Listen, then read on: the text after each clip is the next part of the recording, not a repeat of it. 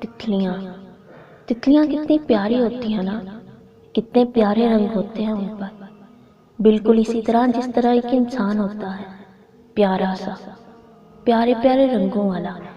اس کے رنگ اس کے احساسات و جذبات ہوتے ہیں۔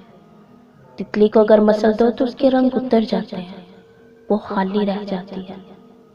ایک انسان کو اگر دھوکہ دے دو تو اس کے رنگ بھی اتر جاتے ہیں، وہ بھی خالی رہ جاتا ہے۔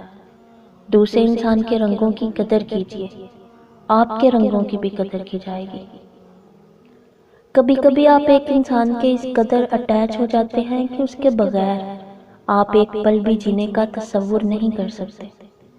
کہیں نہ کہیں یہ فلمی جذبات اس دنیا میں بھی ایگزسٹ کیے جاتے ہیں۔ آپ اپنے عزیز پر اس قدر ڈیپینڈنٹ ہو جاتے ہیں کہ آپ کو کوئی چھوٹی پرابلم فیس کرنی پڑے تو آپ کا وجود بے اختیاری میں ان کی طرف دوڑنے لگتا ہے، جیسے آپ کو ایک مان ہوتا ہے، ہاں میرے پاس اس دنیا میں اس کا ساتھ ہے، مجھے وہ انسان ضرور سنے گا، مجھ سے پیار سے بات کرے گا تو میں اپنی پرابلم فیس کرنے کی ہمت بنا پاؤں گا۔